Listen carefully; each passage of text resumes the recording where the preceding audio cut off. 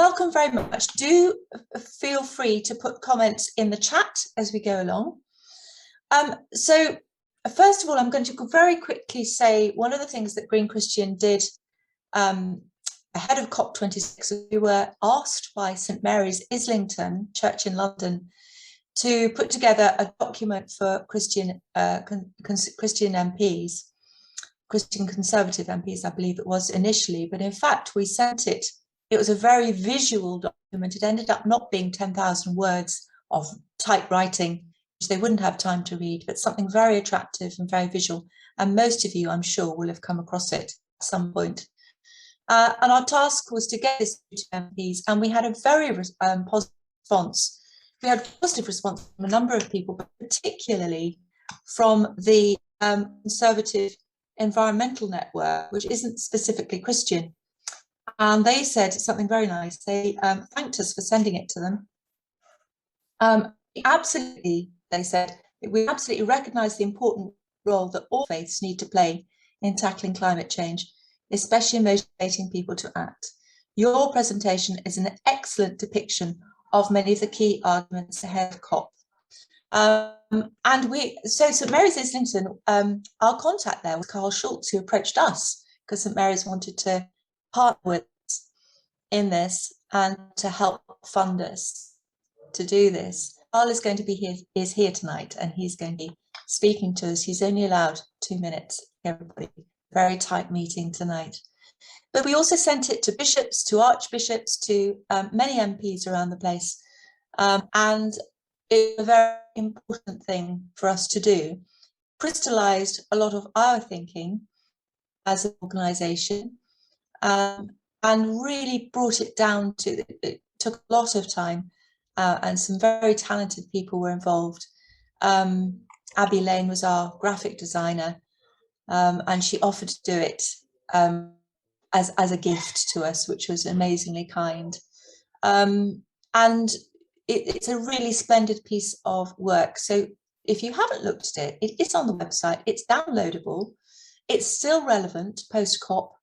And please send it to your churches, to anybody you'd like, who you think would like to see it, and please share it in groups. It's very quick to share. Anyway, I'm going to very quickly now hand over to Andrew, our co-chaplain, Andrew Norman, to open in prayer with us.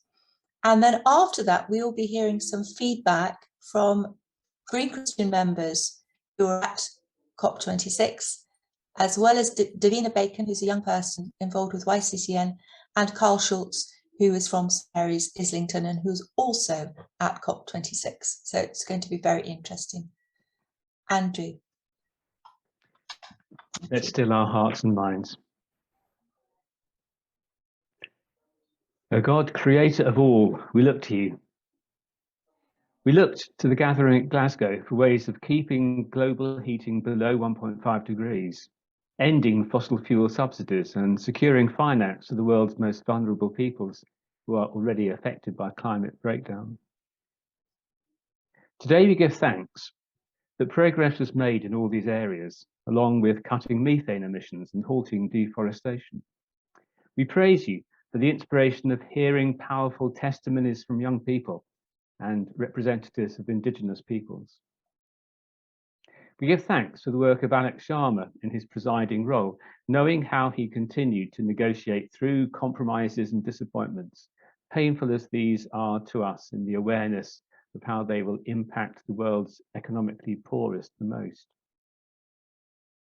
So gathering together this evening, we are wanting to keep up the moral pressure so that pledges are urgently turned into measurable action. We know that the whole world needs to do more for climate justice, more and more quickly, more generously, and in doing more together. In this, its continuing presidency year, we pray that the UK will be a key player. God, our creator, your world has glimpsed the possibility of a hopeful future. We confess that we hurt your creation and that contributing to the suffering of God's poorest people is not to love you and our neighbour, as Jesus teaches us to. We look this evening to our vision of the unity of purpose which people of faith might bring. May this encouragement reignite in all of us hope for our future. We pray to you, Father, through Jesus the Lord, in the power of the Holy Spirit. Amen. Amen. Thank you very much, Andrew.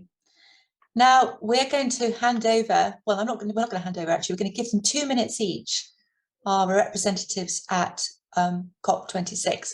So I'm going to start with Euan McPhee, who's a long-time member of Green Christian. He has in the past cycled to 2 COPs, and I believe it was Bonn and Paris. And this time he cycled from his home in Cornwall all the way up to Glasgow. He didn't cycle to COP, but he cycled all the way, and on he was delivering the flyers for our for Why Faith Matters at COP26, our infographic.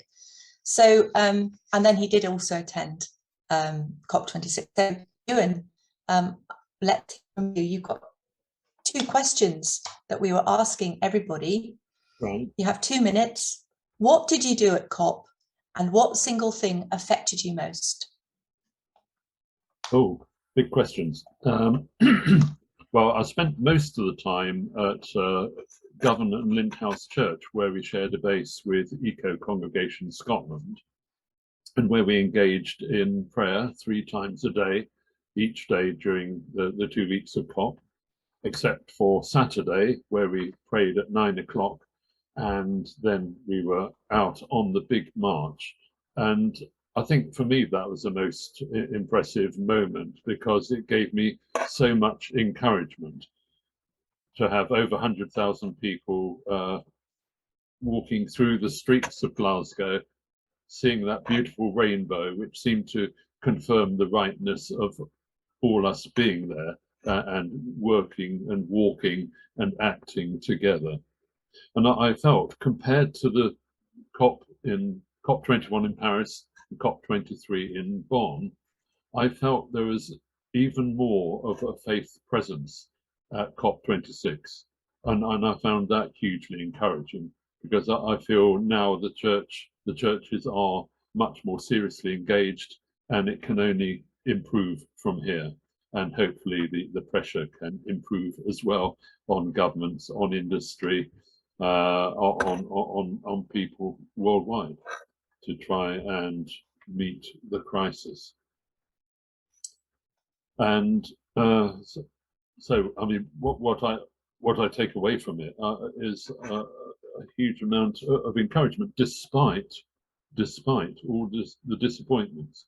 And yes, I was disappointed at the outcome, ending with a downturn at COP26 rather than the upturn which they had at COP21 in Paris, where it looked like it was going to fail, but suddenly they managed to get an agreement, 1.5 degrees. So yes, there is a sense of disappointment, but I suppose one of the reassuring things I feel is setting the target for having annual reassessments of the nationally determined contributions rather than every 5 years. So it's going to put yet more pressure and yet more need for feedback from governments. And I think that's now what we need to do, whilst the UK still holds the COP presidency up until next November in Egypt. We can still maintain our pressure on our leaders here to address the situation properly. Brilliant. I'm going to stop you there, Euan, because you've Yep. had your 2 minutes, but thank you very much. Those were great reflections. Thank you. I'm going to ask Catherine now the same 2 questions. What did you do at COP26, and what single thing affected you most? Catherine Fish is a Green Christian member, and she contacted us way back in the spring, saying that she would love to go to Glasgow to set up a prayer station, and did we have any plans? So the rest is history. Thanks, Catherine. So what did I do at COP? Very similar to Euan. as you've just said, Deborah, I'd had the idea of Green Christian providing a quiet space in Glasgow where people could come and pray and reflect and be recharged in that busy time, and to join in a rhythm of prayer for those actively involved in COP26. And Green Christian, and in particular Barbara Eklund, along with Stephen Curran of Eco Congregation Scotland, took this idea, developed it, and facilitated it into being, and made it happen. And so, as Euan has said, we have this space that we shared with Eco Congregation Scotland in Govan and Lindhouse Church. And what I did there was to be part of the prayerful presence that extended beyond that church space, and joined with other groups, other faith groups. A presence that was upholding decision makers in prayer, along with those meeting on Zoom that Andrew Norman led each morning, and that wanted intentionally to hold those decision makers accountable. And what happened to me at COP26 was that I came away changed through that process, through all the conversations that took place, to wanting to engage more closely with climate crisis issues and to be held more accountable myself for my ongoing lifestyle choices. So I was affected most by the conversations there. It was incredible to share a space with others whose narratives were different from my own. Perhaps some of those narratives weren't vastly different, but more significantly, some people who came into our space had themselves shared other spaces in COP26 Green Zone particularly, and also some in the Blue Zone, with those who have very different narratives. So people who are either delegates or representatives of NGOs or members of communities in the Global South and Indigenous communities on Pacific Islands most affected by climate change. And we were able, through those conversations directly and indirectly, to hear some of their narratives. And it's so important that those narratives are heard and continue to be heard. And in so doing, in listening and sharing those, we are showing solidarity and becoming part of the solidarity that means that hope, when hope is held sort of in balance with despair, the hope eventually overrides the despair of the hope that a little bit of progress is being made. And some of that is heard about in the stories of small things happening in these people's communities. Despair that not enough progress was made, but by continuing to hear those voices and articulating with them their stories, hope continues and is greater. That's fantastic, Catherine. Thank you very much. I would love to hear more, but it's such a tight meeting. Thank you so much for that, for sharing all that with us and for sharing with those people. It's wonderful. Thank you. I'm going to ask now Davina Bacon to come. Davina is a member of the YCCN, the Young Christian Climate Network, and they carried in relays this boat all the way up from the G7 meeting, pretty well, Truro, I think it was, all the way up to Glasgow. And Davina, where are you? You're also involved with Christian Aid. You're at the University of Exeter on the Falmouth campus, I believe, and studying English and environmental studies. So Davina, let's hear from you. Same questions. What have you been doing? Well, I don't think you were at COP26, were you? I did go. What have you been doing? Oh, you did go to the COP. Sorry, I got that wrong. You did. What did you do, and what single thing has affected you most? Yeah. So hello.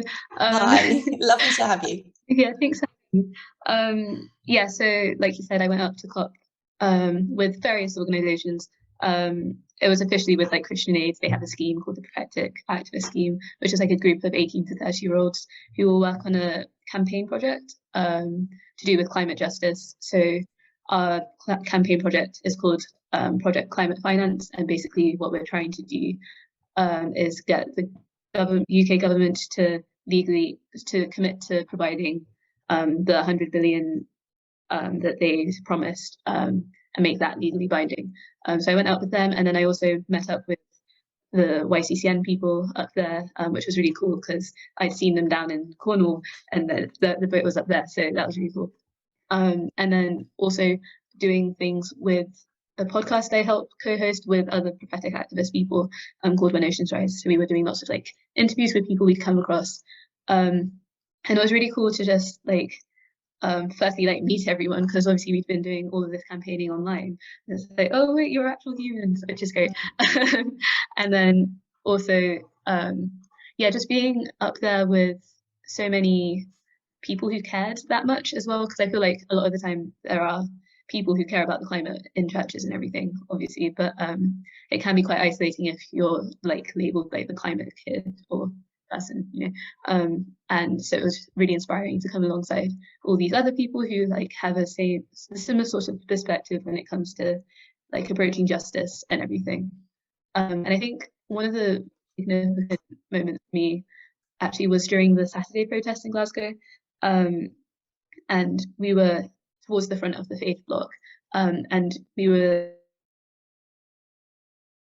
singing God, but like we changed the words to be "We're marching for justice," and then we like changed it to "We're dancing for justice," and it was just like a real sense of joy in campaigning. And even though like all of us were feeling quite disheartened by like the government's lack of action or lack of urgent and drastic action that was needed, and I think it just reminded us that actually, even though like governments can let us down, like there's real power in collectives of people, and especially us who believe in God and like have access to this, you know, massive God who cares and isn't indifferent to injustice. So that was really cool. Brilliant. Thank you, Davina. That's fantastic. It sounds really inspirational. And I'm so glad you managed to get there, because this will give you inspiration for the future, won't it? I'm going to hand over to Karl now, very quickly. I'm so sorry, Karl, it's only 2 minutes. What did you do at COP26, and what single thing affected you most? And thank you again on behalf of everybody for your work with St Mary's. And thank you for that. And we should certainly talk more about how St. Mary's wants to build a deeper relationship with Green Christian, but I don't think you want to hear now about that. I had a different experience. I've basically devoted my career to climate change since, since 1994. I've worked on it full on, but not in an advocacy sense in any way.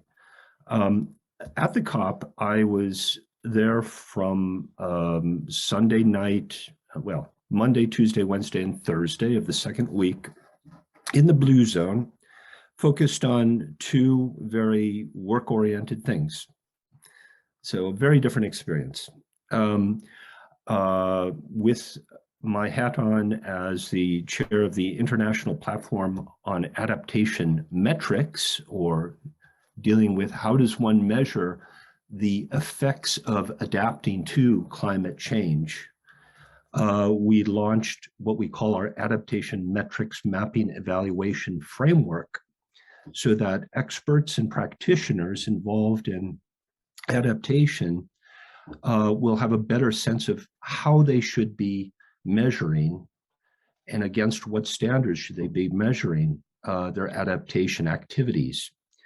And then for another hat I have on called the Higher Ground Foundation, I was working with my colleagues to consult with various stakeholders on a project that we are undertaking in the Côte d'Ivoire, in the Ivory Coast, that's working on looking how that country's government can use what we call climate vulnerability reduction credits, or a means of measuring the results of adaptation projects and activities, to see how we can integrate this into finance of adaptation and for national management systems for adaptation.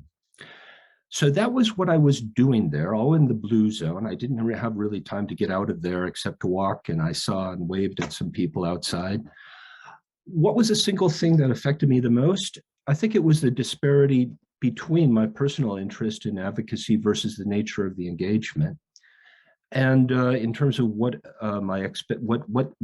did I think of it? I think the the Conference of Parties and the outcomes, frankly, just met my expectations exactly, more than they should have. So, thank you. Thank you, Karl. I'm sure we'd all love to. We are looking forward to having a deeper relationship with St Mary's, and we'd love to hear more from you in the future. I'm going to hand over to Barbara now for the next little bit, and I will mute myself quickly. Thank you very much, everyone. You've heard quite a bit about our presence at Glasgow, and here's the famous picture of where the blue zone was. But I'm just going to whiz through some photographs very quickly to show you pictorially the church where Green Christian and Echo Congregation Scotland and the World Medication Centre met in the little room up there. That's the prayer stations that Catherine set up and the prayer tree she had for prayer messages to go on. Here's our banner with Vanessa and Euan and a Dutch friend who came along and was based himself with us. Pat Hay led meditations 3 times a week for people who wanted to come to them. We had a stall there with 6 images of our Why Faith Matters at COP26 posters up on the wall there.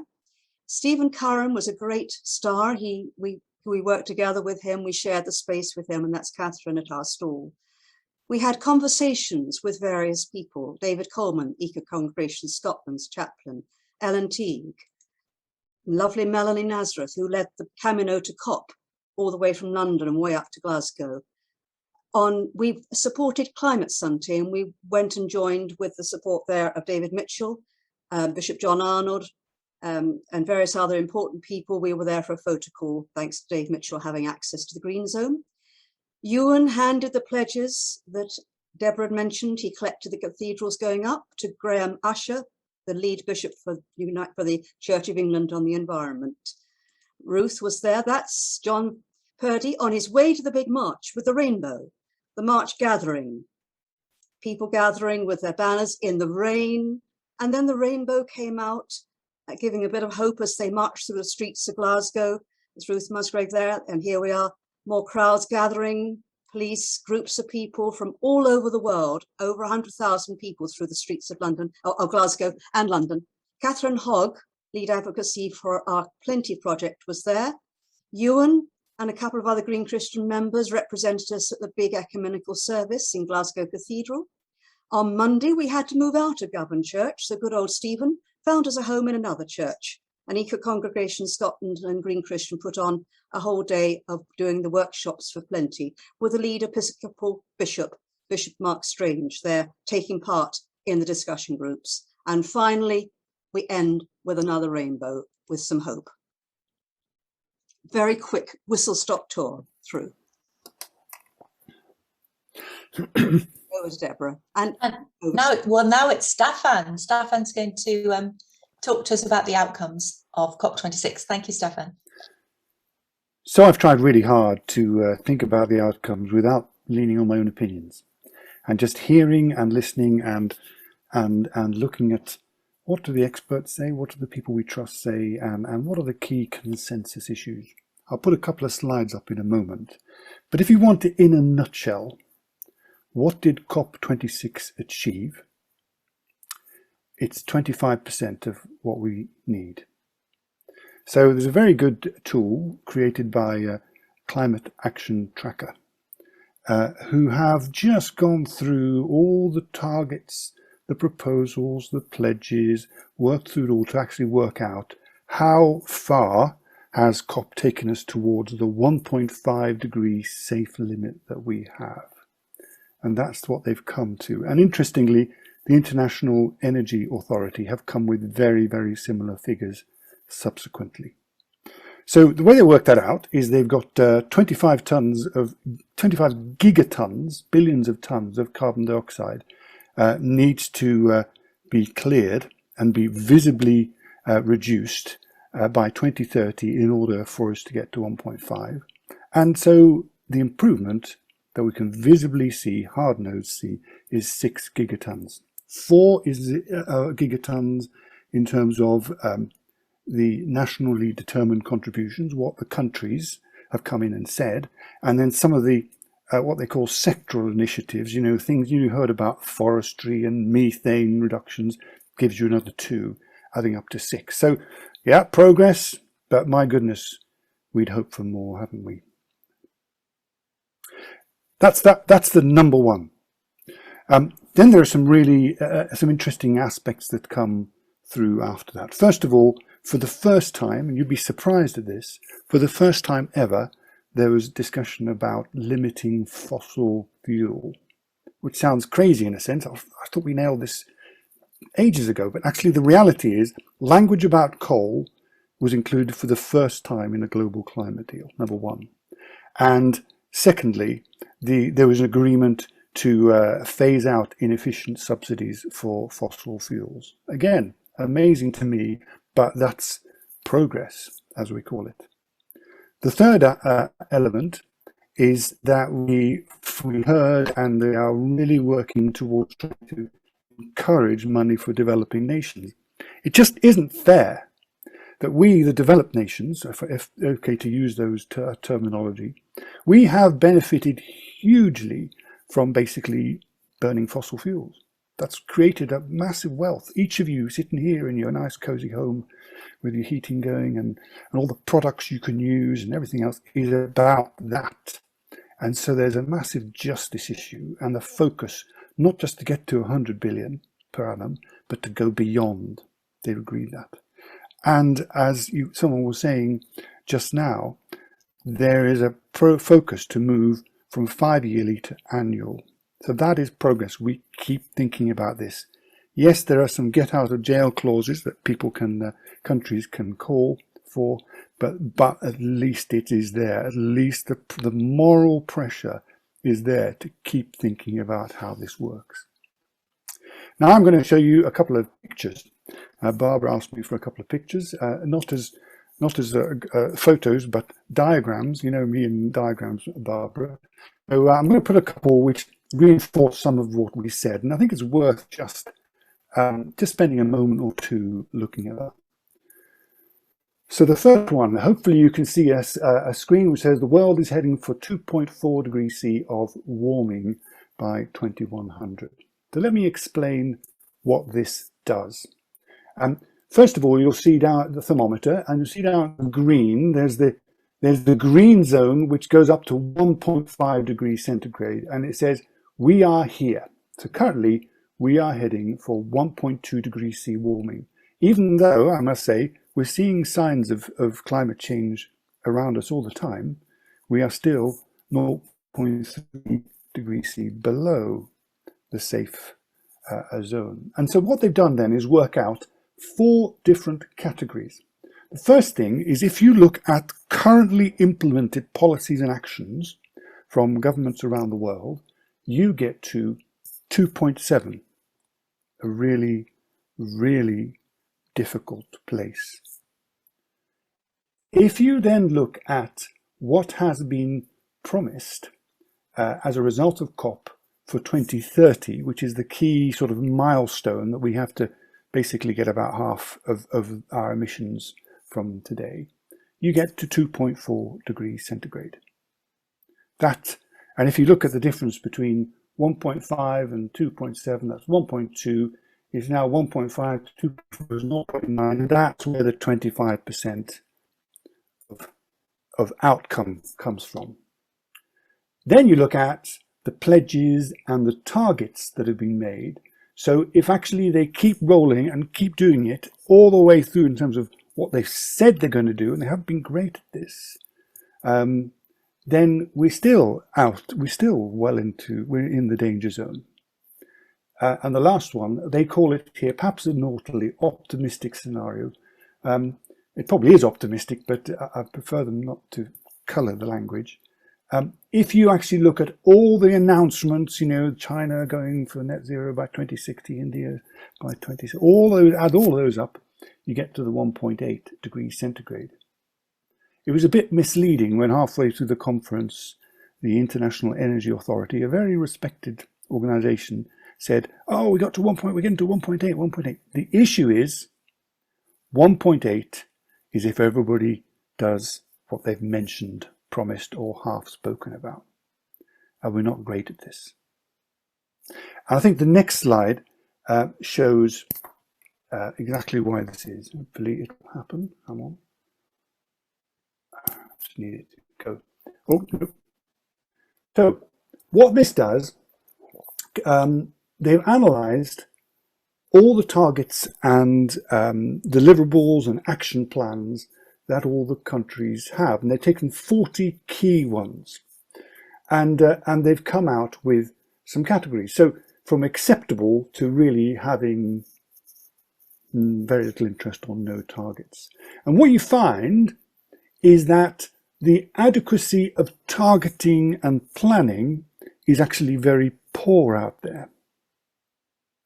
And interestingly, of the key 40, UK is one of them. UK is one of the top in the green. I know we criticise our government for all sorts of things, and that's our role to keep the pressure on them. But we are amongst the very top. So there's a big issue going on here in terms of, yes, people are starting to believe it. People are starting to get there, but there's a lot of work to do. I mean, the UK, thanks, I believe, to Extinction Rebellion 2 years ago, has moved hugely to from where it was to where it is today in our consciousness. But a lot of countries are they're just beginning to wake up, in a sense. They really need to step up. As I've been working professionally, looking at how Britain's been planning for its infrastructure to attain because of net zero, I realised how complicated it is. We think to say, oh, just get electric cars and just put in green this and a few windmills. We think it's actually really hard, and Britain's doing a really professional job at working through it. But there's still all the politics that flows through. And a lot of countries, they haven't got all that infrastructure. So that's, if you like, the key thought in there. Wow, where's my heart with all this? Well, my heart is really around the US. Where's my prayer? What will happen with Biden and the Republicans coming back? What will happen with the Chinese? Then the next piece. The Australians just need to wake up. They're not even. And the Russians. My goodness, we've got a lot to pray about. I thought I would be worth just sharing just some people's quotes. And I've taken these quotes. I've not picked the ones that I think are right, that I particularly agree with more than other people. I've just said, what are people of influence saying, to give you a flavour? And that's to give the grounding for those of us in Green Christian, trustees and others who will give us some more personal views. I don't think it's my job to give personal views at this stage. So first of all, Alok Sharma. I wouldn't describe what we did yesterday as a failure. It's an historic achievement. Patricia Espinosa, the UN climate chief. I would like to underline that the huge step forward in our negotiations was the fact that for the first time in this context, we mentioned coal and fossil fuels. Bhupinder Yadav, the Indian Environment Minister. We made our effort to make a consensus that is reasonable for developing countries and reasonable for climate justice. Leah Nicholson, speaking for the small island states. We recognise the presidency's efforts to try and create a space to find common ground. The final landing zone, however, is not even close to capturing what we had hoped. Greta Thunberg. COP26 is over. Here's a brief summary. Blah, blah, blah. But the real work continues outside these halls, and we will never give up, ever. And Dr. Ruth Valerio from Tier Fund. COP26 failed to deliver on long overdue promises or heed the loud cries of climate vulnerable nations for any support in the face of increasing climate disasters. Whilst the pledges made at this summit have put some hope for a future below 2 degrees C on the table, right now, these are just words. So, some questions I think scheduled in, but I would like to share one other slide, and this is a new one.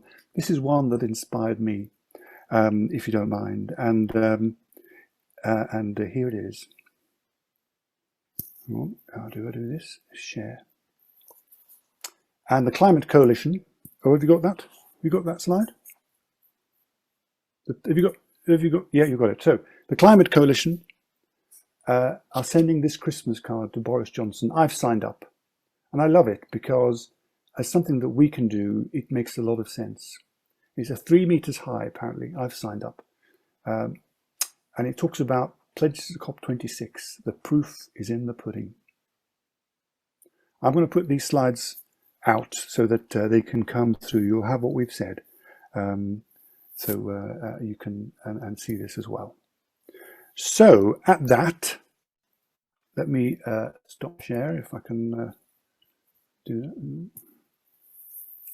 Yeah, stop share. There it is. So I guess the question is any thoughts, perspectives? I do not pretend to be an expert by any means, so I'm just a bloke sitting here giving some perspectives. So you put your electronic hand up, or put your hand up, and we'll see if we can look at any views, perspectives. Please do. We have quite a lot of people here, so electronic hands are a good idea. Also, the chat is a good idea, and we will call on you. And I'm sure there are some questions and responses.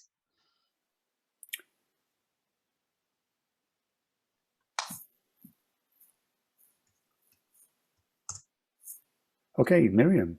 Yeah. Would you like to speak, Miriam? Yeah.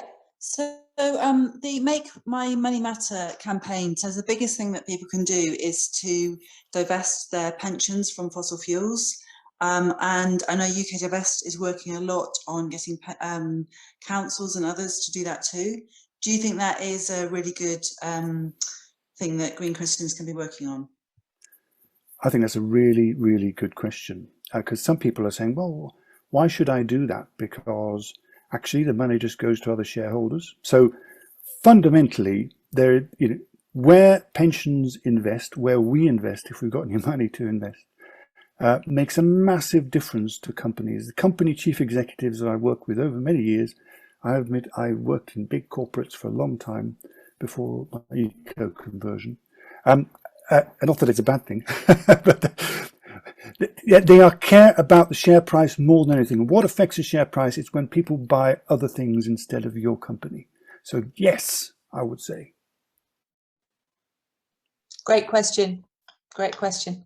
And don't forget Operation Noah, our sister charity, campaigns on that all the time. Yeah. Okay. Any more questions from anyone?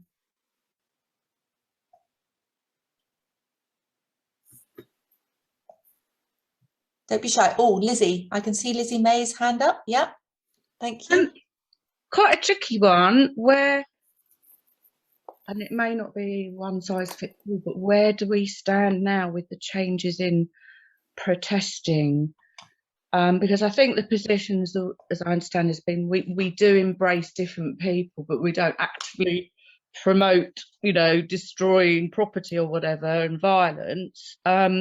But clearly that's the pressure, the fist is coming down to control us and stop protests. And that is because I think the government is getting quite scared of how powerful the people have been. I think that's one for Deborah, George and Barbara. Well, we're a charity, so we're not allowed to be politically involved as in party political, and we can't promote activities which are party political or political in the sense of promoting violence or anything.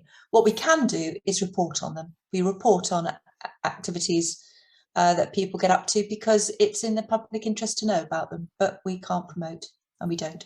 So business as usual then for me. It really is for us too. Yeah, thank you. We're going to have to move on now because I mean this is all such fascinating stuff. We could be here all night.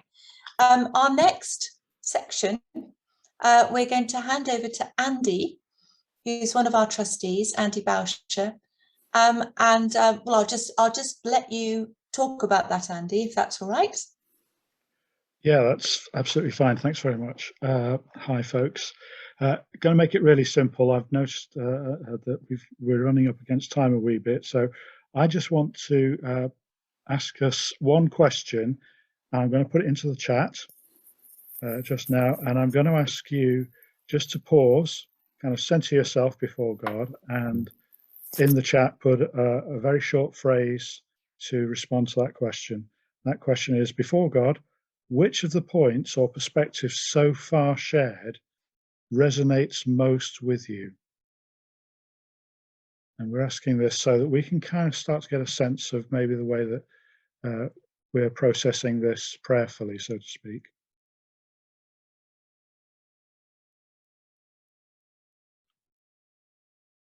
And while those answers are coming in, and I hope you're following them yourselves in the as they tick up on the chat there, just kind of notice those, hold them before God, hold them in your heart and see how your heart resonates.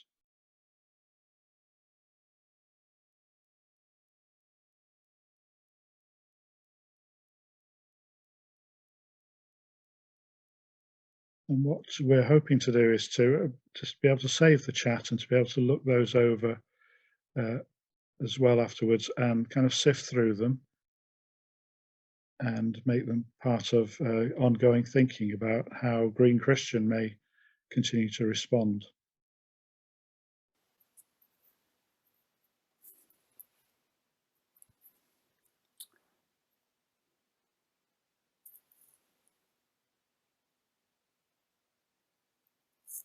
I think what I would suggest here, Staffan, is if you want to take us on to the next bit, but we suggest to folk, if you've not written something yet, it's not too late. Just keep putting them in there, and I think we probably need to move on, don't we?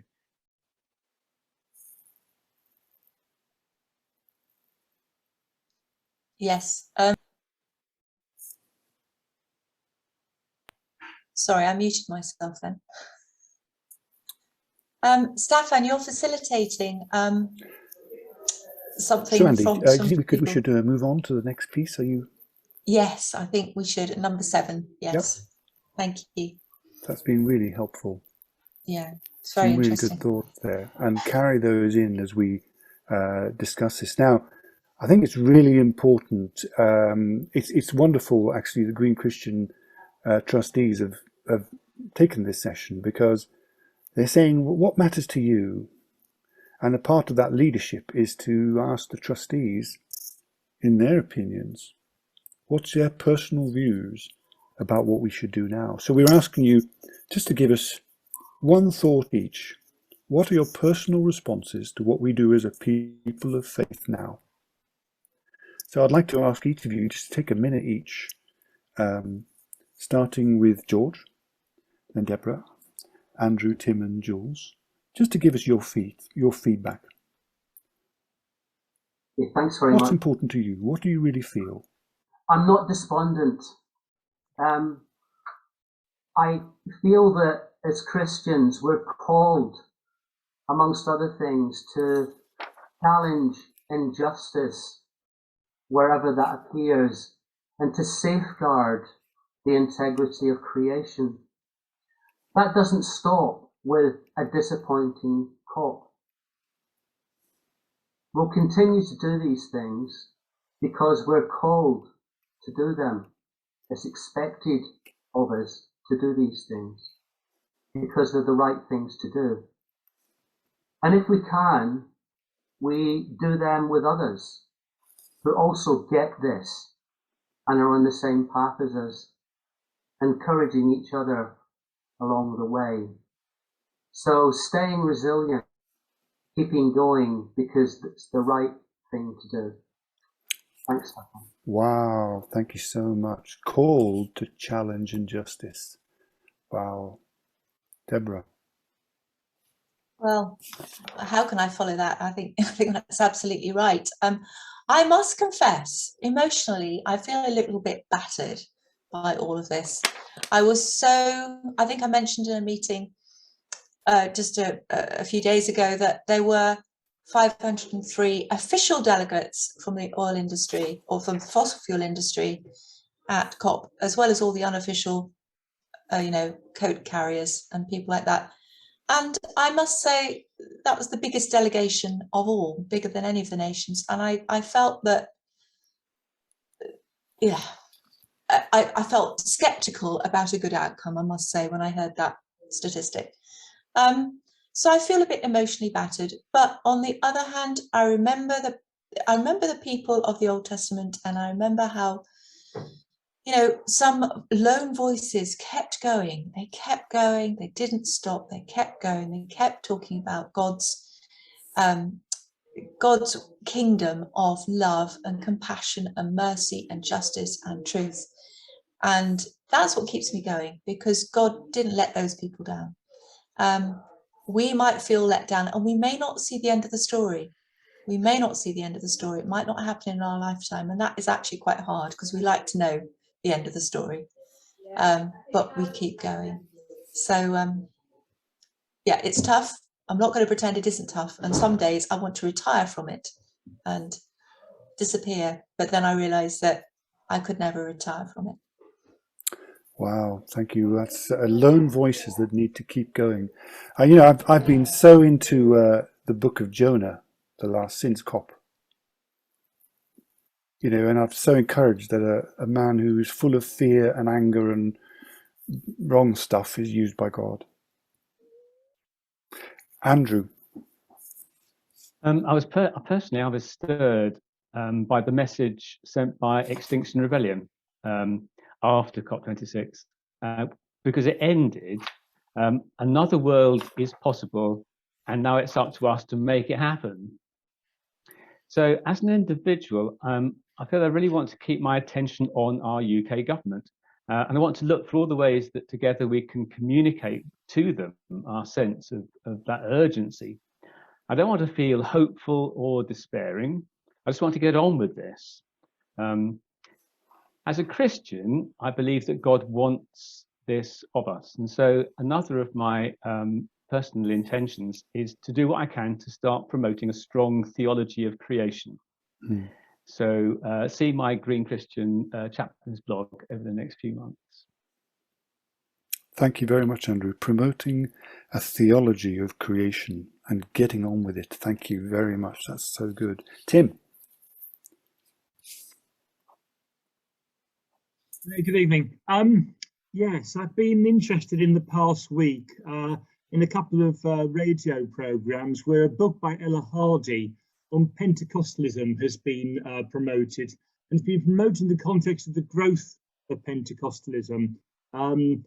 In 1980, 6% of Christians worldwide were Pentecostalists. Now it's estimated that 25% of Christians around the world are. And I've got a vision in the back of my mind that just came to me this evening of a project called Prosperity, Plenty and Pentecostalism. And the reason for this is because, as many of you know, many Pentecostalists have a prosperity theology basis for their teaching and practices. And I think Green Christian has got a role to play in, partly through the theology that Andrew has just been talking about reaching out to that community of growth. We have to look at where the church is growing around the world. How can we influence it? And clearly it's growing amongst Pentecostalists. And I just wonder whether we have a role here, reaching out to groups like Hillsong and the like, who are hugely influential and increasingly so. And it's no coincidence that when we saw that list from Staffan about countries that are behind the curve on this, it includes Australia, which is where Hillsong originated. today I went to a funeral where the hymn "Thy Hand, O Lord, Has Guided" was sung, which you may recall ends with the phrase "one church, one faith, one Lord." I just wonder whether Green Christian has a role to play in trying to unify the church in fighting climate change. We know we've got certain wings of the church on board now, but not all of them. And one of those we haven't got on board yet is the Pentecostalist wing, which is the fastest growing wing of the church. So maybe we should reach out there. Wow, thank you. Green Christian's role to reach out to communities of growth. What a good thought. Jules.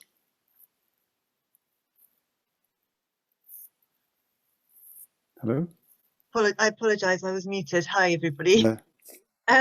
Like Tim, I was been following the interest of Pentecostalism and thinking about how we could reach other countries and what we can do and how we can educate through faith and through the churches, because there are so many people of faith. So I really support what he was just saying. My thoughts about COP was that although, initially I found it very disappointed, I was just also really excited by the awareness that there was a sort of much bigger growing awareness from people from all walks of life becoming more informed, and public opinion is already shifting. So that gives me hope. And I really think it's really important now. What I hope to do is to, even in my own little way, in my own local community, just to keep that conversation going. So people that might not have known about COP before or really dug into it, that I can somehow reach them, and whether that be through,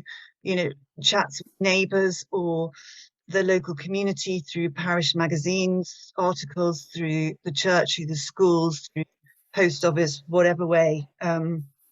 Yeah, and I just feel it's really important to be an active citizen.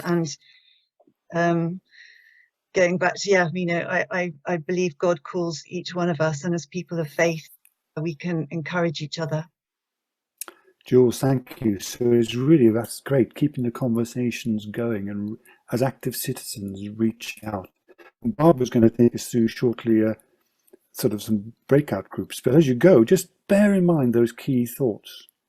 George, we're called to challenge injustice. Deborah, we're lone voices, but we can keep on going. Andrew, promoting a theology of creation and just getting on with it. Tim, the Green Christian's role to reach out to communities of growth. And Jules, keeping conversations going as active citizens. Those are good thoughts in there. But what do you feel about it? So, Barbara. Thank you very much, Staffan, for putting that together. We're going to send you now for 10 minutes into breakout groups. And your question to discuss is, what next for people of Christian faith? What next for people of Christian faith? Come back with your ideas in 10 minutes. Ruth, can you send us off, please?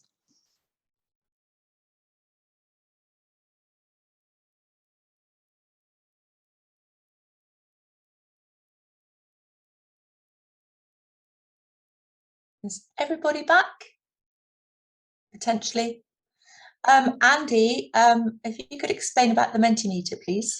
I will do. In fact, I think I need to find out how to share my screen. There it is. And there we go. So hopefully people now can see roughly what's on my screen, or a bit of my screen. This tells you what we're going to do next.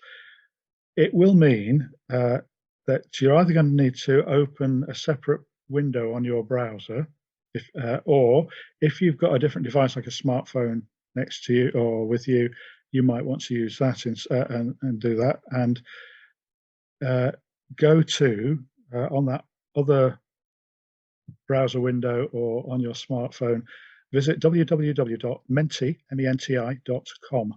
And when you get there,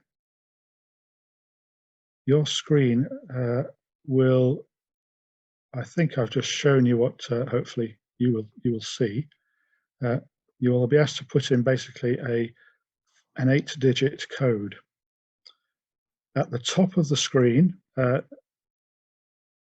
you've got that code 2173 6062. And that, when you fill that in and press enter, it should take you to a place where you can actually join in. And so you'll need both screens for this, because the next thing will be that when you've filled in a little bit and answered the question on the next thing, which I'll show you, hopefully. Hang on, there we go. So the idea is that you can then spend a few moments, search your heart. What do you think that we are called to next? So when you feel you've got something you can share with that in just a sentence or so, then you can put that in the appropriate place, and your answers will start to scroll up on the screen as one has already done. So you can kind of just see what other people are responding. Over the next 5 minutes or so, we can just reflect together through seeing each other's answers and hold them before God, hold them before one another.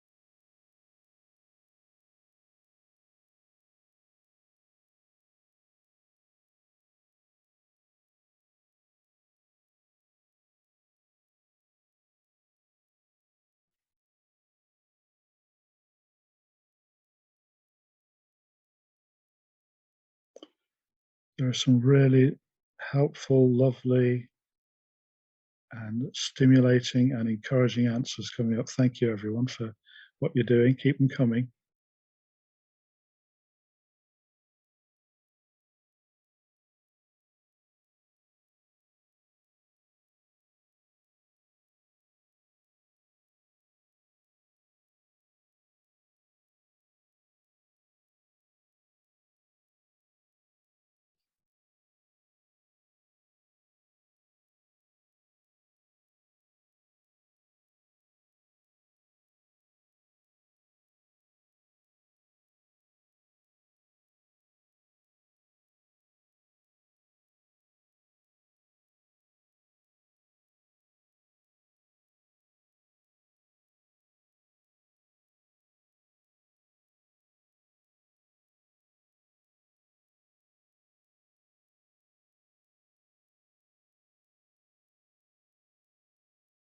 I'm noticing the time and realizing we will have to be moving on.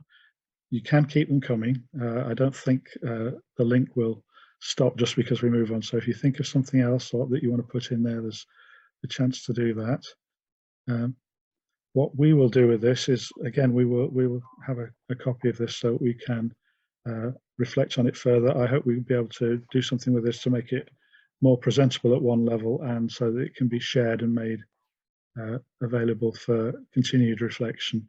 As you'll realize, it's all anonymized by default, so there's no GDPR thing involved in that, I think. But I'll stop sharing my screen very shortly, but I don't know whether someone wants to pick up from the Leeds team. Yeah, I'm content. Yes, thank you, Andy. That's been really brilliant.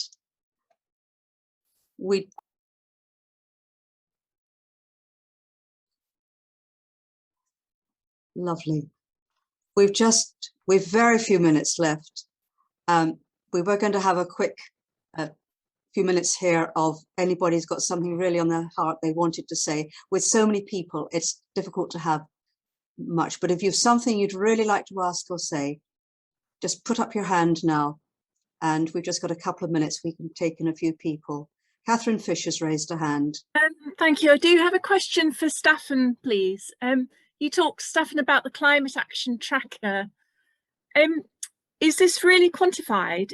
Are pledges and targets and activities quantified, or is there a way of turning qualitative information data into quantitative and making it valid? They have taken the qualitative and quantitative information to make it quantitative. Yes, they've used the quantitative stuff, the hard stuff, not just the vague promises. Vague promises are worth very little in their analysis. And the International Energy Authority have basically confirmed their numbers post. They've done the same calculation and come with very similar numbers. Thank you, Staffan. Any other body else got a burning question in fading moments of our time together here? Raise your hand, either metaphorically put up your electronic hand or wave. Jeffrey, Jeff Parrott, okay, come on in. Mute yourself. Does anybody know how these people from the fossil fuel industry that attended COP26, how exactly they behaved and how they contributed and the effect they had? If anybody was there and knows the answer to that, come on in. Unmute yourself and say something. Oh, possibly nobody knows. They weren't close enough to the action, as it were, to be able to answer this. But I'm curious about how so many people had such a huge influence and just what they were up to exactly. Thank you, Jeff. Okay, I think we'll call it now. And Deb. Yes, just to say, Mark, I'm not quite sure of the answer. I was just about to reply to Margaret Roberts' question about will the slides be available? And the session is being recorded and it will go onto the YouTube channel. So Barbara, what about the slides, or Staffan, what about the slides? I'm sure Staffan will let us send the slides round. We can send a message to the people who registered with the slides. And it has been recorded and it will be on the YouTube channel. Yeah. And Marisa has just mentioned Merchants of Doubt, and I concur. It's an absolutely amazing book, really worth looking at. Shows how the tobacco industry and then the fossil fuel industry have distorted the truth about tobacco and climate change. And Richard says that financiers have their own views with $22 trillion of investments at stake, and they actually have spent several $1 billion on disinformation in the last couple of decades. Right, I think Barbara, we are going to have to call things to a close, aren't we? Please, to close in prayer. I'm going to use the version of the Lord's Prayer from Eco Congregation England and Wales. Our Father, who art in heaven, you are also at home in the air, the soil, the forests, and the oceans. Hallowed be your name, by the care we take of your creation. Your kingdom come. All that you see is good. Your will be done on earth as it is in heaven. Your will to till and care. Give us this day our daily bread, that all may have sufficient to live life in fullness. Forgive us our trespasses, our greed, our exploitation, our lack of concern for other species and for future generations, as we forgive those who trespass against us, by reconciliation with justice and peace. Lead us not into temptation, the temptation to equate dominion with exploitation, and deliver us from evil, the evil of destroying your gift of creation. For yours is the kingdom, yours, Lord, not ours, the power and the glory in the cross and the resurrection, forever and ever. You were the beginning and you are the end. Amen. And so be it.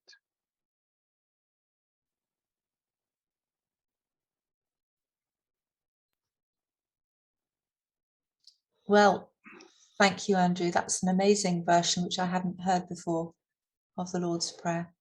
Thank you everybody for coming. I think it's been an amazing evening, and we could have gone on for quite a lot longer, I'm sure. There's so much to say and so much to think about. But thank you so much for all coming and for contributing and taking part. And there will be, of course, more Green Christian online events coming up over the next weeks and months. And we do hope, the new variant of COVID notwithstanding, that we will be at some point able to meet again in person next year. So go well and God bless. Bye-bye.